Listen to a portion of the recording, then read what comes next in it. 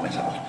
Compañeros de Vanguardia Aprista, estamos nuevamente con Eduardo González Viaña, pero ahora nos vamos a preguntarle a Eduardo sobre su producción narrativa, sobre sus novelas, ni sobre su formación en el campo de la literatura. Queremos entrevistarle a Eduardo González Viaña, político, literato comprometido con los problemas sociales de donde él vive, que es básicamente de la ciudad de Oregon, los Estados Unidos, y con el tema de los inmigrantes.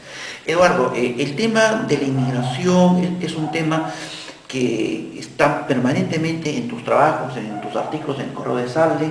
Has participado en una serie de movimientos, manifestaciones, incluso he visto un video por ahí donde has demostrado ser un buen orador, donde has señalado tu posición. ¿Cómo podrías resumir la actitud de la derecha norteamericana, estos sectores conservadores respecto a los hispanos que viven en la Unión Americana? Es una actitud irracional, absolutamente, porque en un comienzo la derecha, el racismo, señaló con argumentos económicos que esta inmigración no tenía sentido, que era peligrosa para la vida norteamericana. Pero el tiempo ha demostrado que esto es falso. Uno, que los empleos no son robados por los inmigrantes, sino que ellos asumen puestos de trabajo que no aceptan los norteamericanos.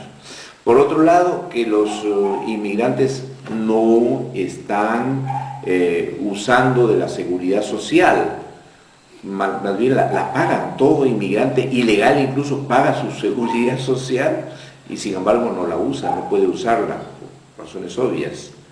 Y más bien en estos momentos la presencia o la legalización de los inmigrantes es crucial, necesaria, obligatoria para la economía de los Estados Unidos. La seguridad social de los Estados Unidos, como toda seguridad social, descansa sobre el trabajo, la aportación de los impuestos de los ciudadanos en edad de trabajar. Bueno, pues bien, en estos momentos el seguro social va a verse sobrepasado por la generación de los baby boomers, que son los norteamericanos que nacieron entre los años 45 y 46, cuando las tropas volvieron a los Estados Unidos. Y entonces, en esos momentos va a ser muy difícil que el seguro pueda pagar esas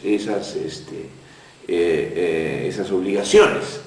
Entonces, la presencia formal en la economía, la presencia formal en el mundo de los impuestos, de los inmigrantes, es lo único que puede salvar y asegurar por unos 50 o 100 años el seguro social. El último censo de los Estados Unidos de hace unos pocos años demuestra el enorme crecimiento de la población hispana, y sobre todo el enorme crecimiento dentro de esa población hispana de la población mexicana. Hay ciudades, por ejemplo, de la Unión Americana, donde la presencia de mexicanos es enorme. E incluso eso ha dado pie a una serie de proyectos, de discusiones y debates. Tú que estás en el ambiente norteamericano, ¿cómo los intelectuales norteamericanos procesan todos estos cambios sociales, culturales, en el tema del léxico, la presencia de cultura mexicana? Justamente, sí, uno de esos temas es el Spanglish. ¿No? Hay una película sobre eso. Sí, varias cosas hay. Entonces, el Spanglish es una manera de incorporar algunos vocablos tomados del inglés, y entonces una cierta exageración ha querido hacer del Spanglish un idioma legalizado, ¿no? Pero esto no tiene menor sentido, porque no hay un Spanglish. La Unión Americana es gigantesca, entonces habrá pues un Spanglish en un barrio de Nueva York que es puertorriqueño, y otro en otro barrio que es mexicano o cubano, ¿no? Y otro que hay en los diversos lados de Miami, y otro en Los Ángeles. Bueno, entonces esto habría pues por lo menos unos 500 Spanglish que reconocer. Fíjate, cuando yo era niño en la parroquia de Pacasmayo, los curitas que se sucedían eran agustinos recoletos, venían de diversos lugares de España, ¿no? Vascos, catalanes, galegos y castellanos, por supuesto. Pero si cada uno de ellos hubiera hablado en su idioma, vasco, catalán o gallego, pues la Santísima Trinidad no estaría constituida por 3 personas, sino por 300. Entonces, esto es lo que ocurre si se legalizara un Spanglish, ¿no? En realidad eso es absurdo. Lo que hay que tratar es de afirmar bien la presencia del castellano en los Estados Unidos, porque en el año 2050, de acuerdo con esas estimaciones, el primer idioma de los Estados Unidos será el castellano. No lo dividamos, por favor. Sí, no tiene sentido. Para tener una presencia política en los Estados Unidos hay que tener un solo idioma, hay que entendernos todos.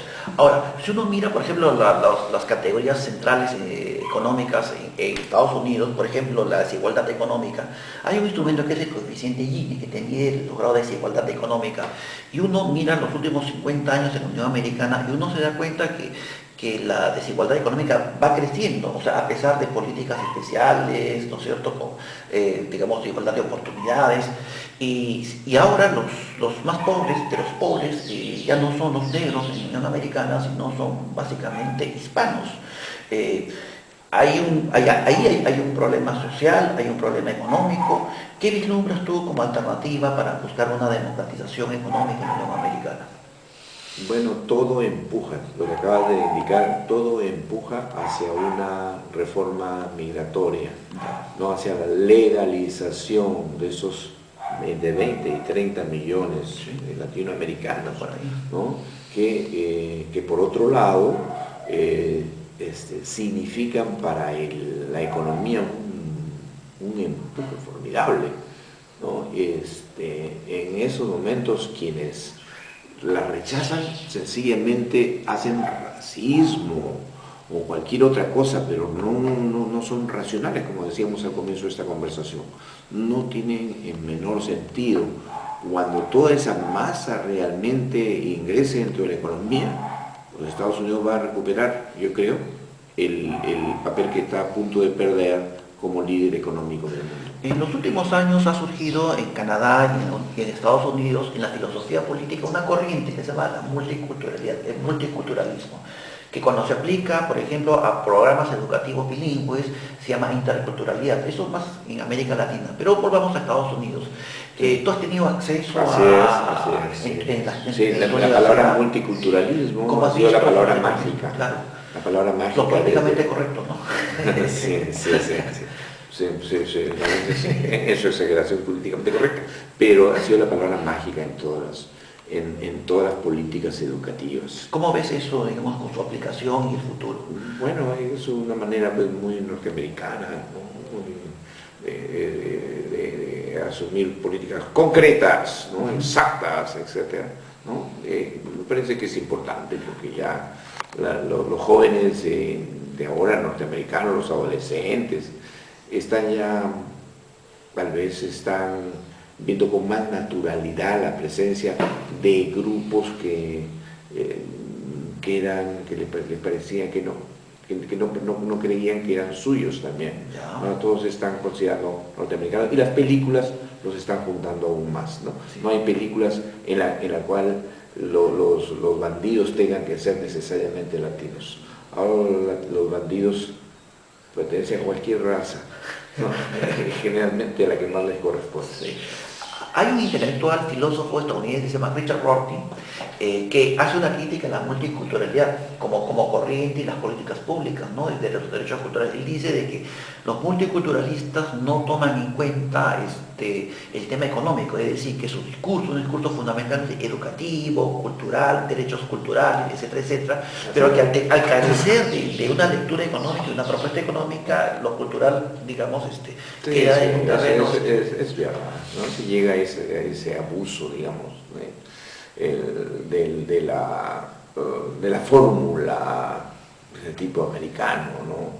Entonces, por ejemplo, tanto el multiculturalismo como la teoría de la política de las iguales oportunidades obligan a las cuotas, ¿no? La discriminación positiva. La discriminación positiva, y entonces en una selección de candidatos para trabajar hay que buscar a alguien que sea negro, latino, homosexual o mujer.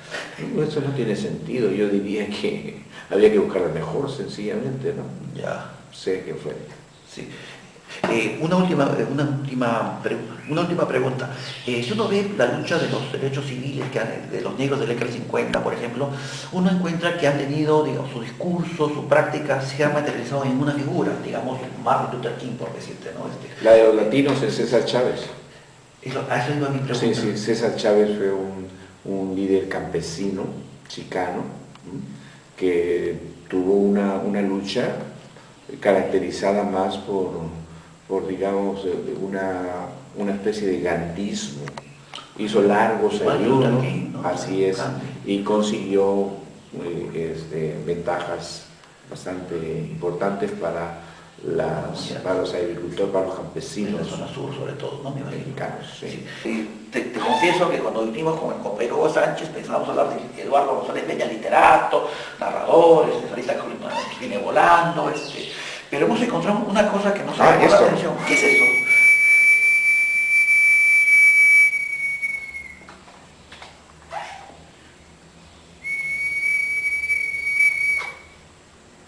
Esto es un cerámico, pero moderno, inspirado, por cierto, en modelos mochicas, y el autor, el constructor es Tito La Rosa Sánchez Corcuera, que es un músico, ¿no? Que se basa en este tipo de instrumentos para su trabajo. Tito Sánchez ganó un Emmy hace 4 años más o menos, y para mí esto sencillamente significa una manera de meditar, levitar, volver al lugar donde siempre debería haber estado. Qué hermoso.